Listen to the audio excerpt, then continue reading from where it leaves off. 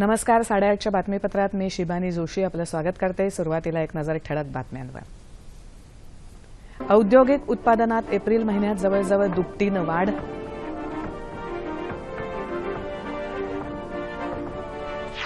भविष्यात बँकांचे व्याजदर कमी होण्याची शक्यता केंद्रीय वित्तमंत्री अरुण जेटली यांच्याकडून व्यक्त. राज्यात मॅगी विक्रीवरची स्थगिती उठवायला मुंबई उच्च न्यायालयाचा नकार.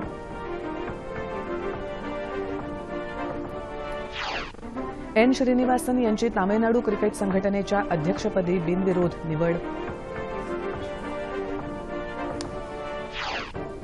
आणि मुंबईसह उपनगरात पावसाची दमदार हजेरी. 3 दिवस समुद्राला भरती येणार असल्यानं मच्छीमारांनी समुद्रात न जाण्याचं आवाहन. नमस्कार आणि आता सविस्तर वृत्त. गेल्या मार्च महिन्याच्या तुलनेत एप्रिलमध्ये औद्योगिक उत्पादनात जवळजवळ दुपटीनं वाढ झाली आहे. मार्च महिन्यात 2.1% असणारा औद्योगिक उत्पादन निर्देशांक एप्रिलमध्ये वाढून 4.1% राहिला आहे. मुख्यत्वे कारखानदारी क्षेत्रात प्रगती दिसून आली आहे. मात्र भांडवली वस्तू क्षेत्राची पिछेहाट झाल्याचं काल जाहीर झालेल्या सरकारी आकडेवारीमध्ये म्हटलं आहे.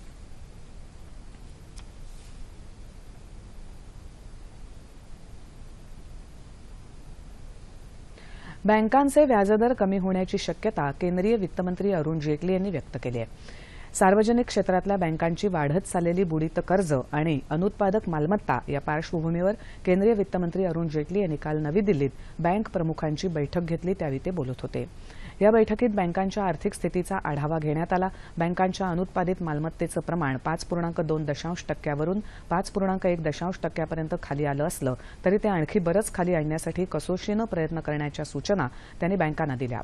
रिझर्व्ह बँकेनं व्याजदरात केलेल्या कपातीचा फायदा बँकांनी ग्राहकांना द्यावा अशी अपेक्षा जेटली यांनी व्यक्त केली. पुढच्या काही महिन्यात व्याजदरांमध्ये आणखी कपात करण्याचं आश्वासन बँकांनी दिल्याचं जेटली यांनी म्हटलंय. यामुळे गृह, वाहन आणि कर्जावरच्या हप्त्यात काहीशी कपात होण्याची शक्यता निर्माण झाली आहे. या बैठकीत जेटली यांनी केंद्राच्या प्रधानमंत्री जीवन ज्योती विमा योजना, अटल पेन्शन योजना आणि प्रधानमंत्री सुरक्षा विमा योजना या महत्वाकांक्षी सामाजिक सुरक्षा योजनांचाही आढावा घेतला. बैठकीपूर्वी जेटली यांनी रिझर्व्ह बँकेचे गव्हर्नर रघुराम राजन यांचीही भेट घेतली होती. राज्यात अन्न सुरक्षा आणि मानक प्राधिकरणानं मॅगी नूडल्सच्या 9 प्रकारांवर घातलेली बंदी मुंबई उच्च न्यायालयानं सध्या कायम ठेवली आहे. आपलं उत्पादन मानवी आरोग्याला हानीकारक नाही तसंच पॅकिंगबाबतच्या नियमांचं उल्लंघनही कंपनीनं केलेलं नाही असा दावा नेस्लेनं याचिकेत केला होता. या प्रकरणी येत्या 2 आठवड्यांमध्ये प्रतिज्ञापत्र सादर करण्याचे निर्देश उच्च न्यायालयानं अन्न सुरक्षा आणि मानक प्राधिकरण आणि राज्य सरकारला दिलेत. या पुढची सुनावणी येत्या 30 तारखेला होणार आहे. विधिमंडळाचं पावसाळी अधिवेशन येत्या 13 जुलैपासून सुरू होणार आहे. राज्यपाल चे विद्यासागर राव यांनी काल या संदर्भात अधिसूचना जारी केली. 13 जुलैला विधानसभेची बैठक दुपारी 12 वाजता तर विधान परिषदेची बैठक दुपारी 1 वाजता विधानभवनात सुरू होईल. राज्यातली शहरं स्मार्ट होण्याबरोबरच स्वच्छही होणं गरजेचं आहे. तसा निर्धार सर्वांनीच करायला हवा असं आवाहन मुख्यमंत्री देवेंद्र फडणवीस यांनी काल केलं. नागपूर इथे झालेल्या स्वच्छतेचा संकल्प या 1 दिवसीय कार्यशाळेत ते बोलत होते. स्वच्छता अभियानात सहभागाचा ठाम निर्धार, व्यापक लोकसहभाग, 100% शौचालयांचाच वापर, कचऱ्याचं संकलन, वर्गीकरण, वाहतूक, कचऱ्यावर तसंच सांडपाण्यावर शास्त्रोक्त प्रक्रिया आणि स्वच्छ हरित महाराष्ट्राची निर्मिती या 7 मुद्द्यांची प्रभावीपणे अंमलबजावणी झाली तर राज्यात परिवर्तन घडू शकेल असा विश्वास त्यांनी व्यक्त केला. देशात महाराष्ट्र हे पहिलं कचरामुक्त राज्य व्हावं अशी अपेक्षाही त्यांनी यावेळी बोलून दाखवली. नागपूर शहर राज्यात आदर्श शहर करण्याचा संकल्प केल्याचं नागपूरचे महापौर प्रवीण दटके यांनी यावेळी सांगितलं. ऊर्जामंत्री चंद्रशेखर बावनकुळेही यावेळी उपस्थित होते. कमीत कमी नुकसान आणि जास्तीत जास्त भरपाई तसंच कमीत कमी विस्थापन आणि जास्तीत जास्त पुनर्वसनाला प्राधान्य देऊनच मुंबई गोवा महामार्ग चौपदरीकरणाची कार्यवाही करण्यात येणार असल्याचं केंद्रीय अवजड उद्योग मंत्री अनंत गीते यांनी सांगितलं. सिंधुदुर्ग जिल्हाधिकारी कार्यालयात घेतलेल्या पत्रकार परिषदेत ते काल बोलत होते. या मार्गाचं चौपदरीकरण करताना लोकांच्या मागणीचा विचार केला जाईल तसंच या मार्गासाठी 60 ऐवजी 45 मीटर भूसंपादन केलं जावं ही कोकणवासियांची मागणी केंद्र सरकारला कळवू अशी ग्वाहीही गीते यांनी यावेळी दिली. या बैठकीला सिंधुदुर्गचे पालकमंत्री दीपक केसरकर, आमदार वैभव नाईक, नितेश राणे उपस्थित होते. पाणी पुरवठा आणि स्वच्छता मंत्री बबनराव लोणीकर यांनी विधानसभा निवडणूक लढवताना सादर केलेल्या प्रतिज्ञापत्रात मंदा बबनराव लोणीकर यांची माहिती दिली आहे. मात्र वंदना बबनराव लोणीकर यांच्या मालमत्तेची माहिती दडवून का ठेवली याची सरकारनं चौकशी करावी अशी मागणी काँग्रेसचे प्रवक्ते सचिन सावंत यांनी काल केली. मुंबईत झालेल्या पत्रकार परिषदेत ते काल बोलत होते. परतूर मतदारसंघाच्या मतदार यादीत मंदा आणि वंदना या दोन महिलांच्या माहितीमध्ये पती म्हणून बबनराव लोणीकर यांचं नाव नमूद करण्यात आलंय. परंतु प्रतिज्ञापत्रात माहिती दडवल्यानं हा सकृतदर्शनी गुन्हा ठरतो असा आरोप सावंत यांनी केला आहे.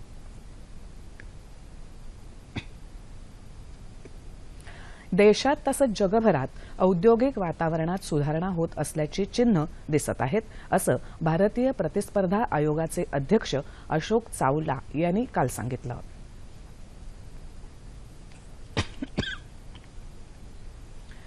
$20 महापद्म डॉलरच्या अर्थव्यवस्थेकडे वाटचाल या विषयावर मुंबईत आयोजित शिखर परिषदेत ते बोलत होते. कंपन्यांच्या विलिनीकरणाच्या अर्जामध्ये सध्या वाढ झाली.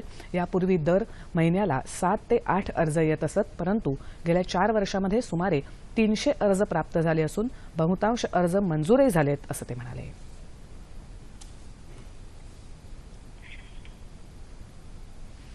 जालना जिल्ह्यात बदनापूर तालुक्यातल्या नजीक पांजरी या गावातल्या नागरिकांनी एकत्र येऊन गावातल्या नाल्यावर शिरपूर पद्धतीचे 11 बंधारे बांधले आहेत.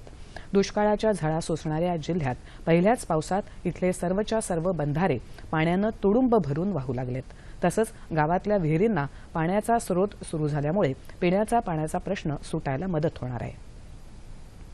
वाहून जाणाऱ्या पाण्याचा प्रत्येक थेंब जमिनीत जिरणार असून त्यामुळे या भागातल्या पाण्याची पातळी वाढायला मदत होणार आहे. मृग नक्षत्राच्या पहिल्याच पावसात हे बंधारे भरल्यानं शेतकरी आणि नागरिक आनंदी झालेत.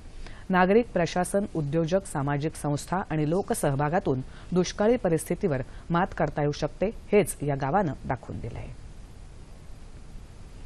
घरामधलं सांडपाणी, कचरा थेट नदीच्या पात्रात सोडल्यानं रायगड जिल्ह्यातल्या कर्जत शहरातल्या उल्हास नदी सध्या पाणी प्रदूषणाची समस्या निर्माण झाली आहे. त्यामुळे इथल्या नागरिकांना दुर्गंधी आणि अस्वच्छतेबरोबरच गंभीर आजारांचा सामनाही करावा लागतोय. स्वच्छता मोहिमेअंतर्गत वर्षानुवर्ष साचलेली घाण, कचरा साफ केल्यानं रायगड जिल्ह्यातल्या कर्जत शहराचा कायापालट झाला. शहराच्या कडेनं वाहणाऱ्या उल्हास नदीची मात्र दुर्दशा झाली आहे. नदीच्या पात्रात अतिक्रमण करून बांधलेल्या घरांमधील सांडपाणी थेट नदीत सोडल्यानं पाणी प्रदूषित झालं आहे. यामुळे नदीत कचरा न टाकण्याचं आवाहन नगराध्यक्ष राजेश लाड यांनी केलं. कर्जतकर जनतेला नम्र विनंती, नम्र आवाहन करतो की त्यांनी आपली नदी स्वच्छ राखण्याच्या दृष्टीनं, आपलं शहर स्वच्छ राखण्याच्या दृष्टीनं नदीमध्ये कचरा टाकू नये.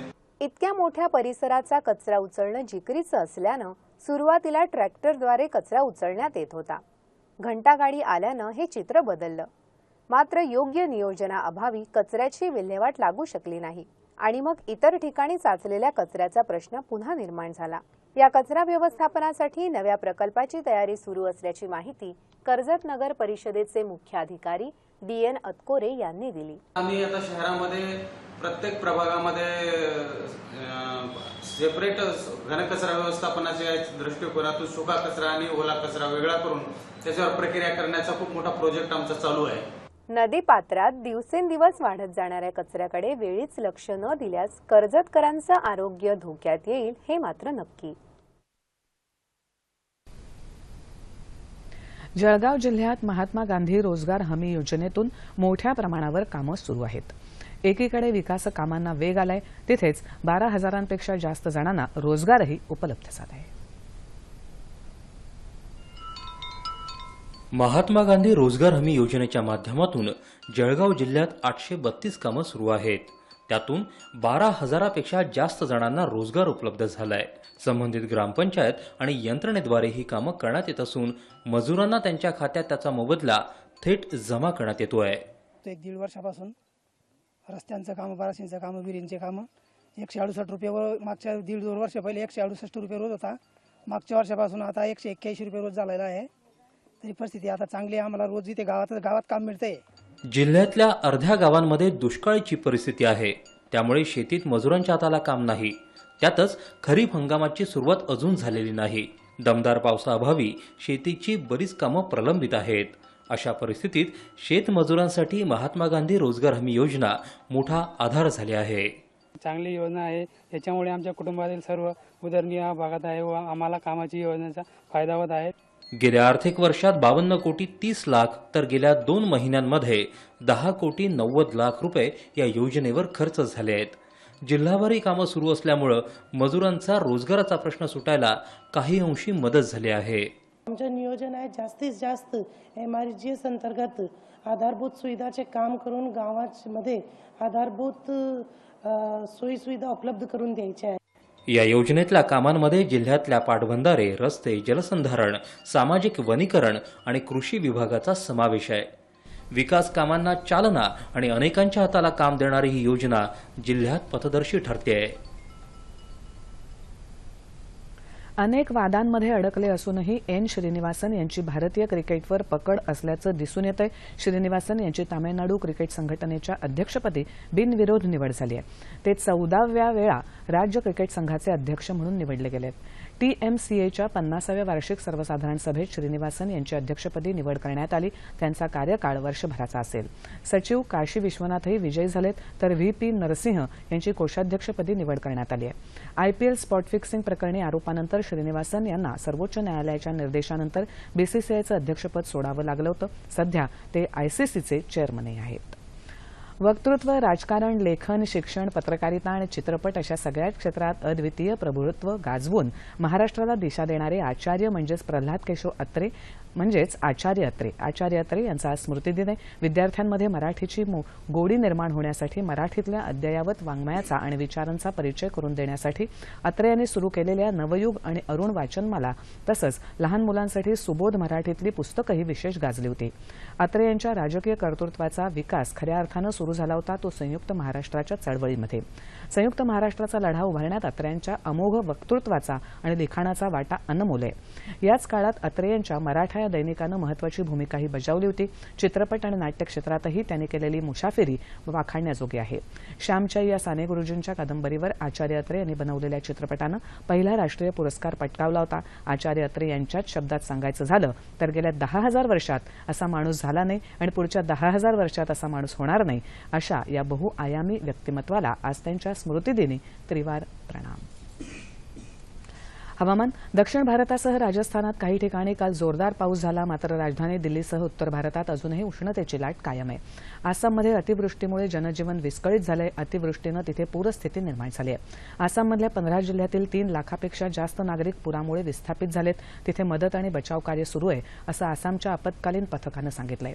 दक्षिण भारतातही मान्सूनची आगेकूच सुरूच आहे. आंध्र प्रदेशात आठवडाभरापासून पाऊस होतोय. मात्र पावसाचं प्रमाण कमी असल्यानं तिथे उष्णतेचं वातावरण आहे. राज्यात मुंबईसह उपनगरात आज पहाटेपासून पावसानं दमदार हजेरी लावल्यानं मुंबईकरांना उन्हाळ्याच्या तडाख्यापासून काहीसा दिलासा मिळालाय.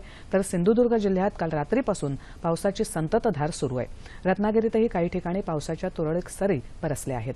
येत्या 3 दिवसात समुद्राला भरती येणार असल्यानं भरतीच्या वेळी नागरिकांनी आणि मच्छीमारांनी समुद्रात जाऊ नये असं आवाहन मुंबई महानगरपालिकेनं केलं आहे. या 3 दिवसात 4 मीटरपेक्षाही अधिक उंचीची भरती येणार आहे असं पालिकेनं दिलेल्या पत्रकात म्हटलं आहे. येत्या 24 तासात राज्यात बऱ्याच ठिकाणी पाऊस पडण्याची शक्यता हवामान खात्यानं वर्तवली आहे. ठळक बातम्या पुन्हा एकदा.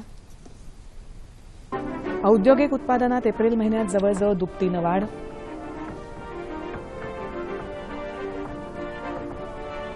भविष्यात बँकांचे व्याजदर कमी होण्याची शक्यता केंद्रीय वित्तमंत्री अरुण जेटली यांच्याकडून व्यक्त. राज्यात मॅगी विक्रीवरची स्थगिती उठवायला मुंबई उच्च न्यायालयाचा नकार.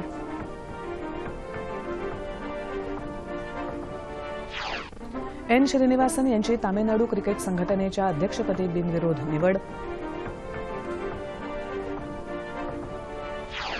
आणि मुंबईसह उपनगरात पावसाची दमदार हजेरी. 3 दिवस समुद्राला भरती येणार असल्यानं मच्छीमारांनी समुद्रात न जाण्याचं आवाहन. याबरोबरच हे बातमीपत्र संपलं. पुन्हा भेटूया दुपारी 2:30 वाजता सह्याद्री वाहिनीवर. नमस्कार.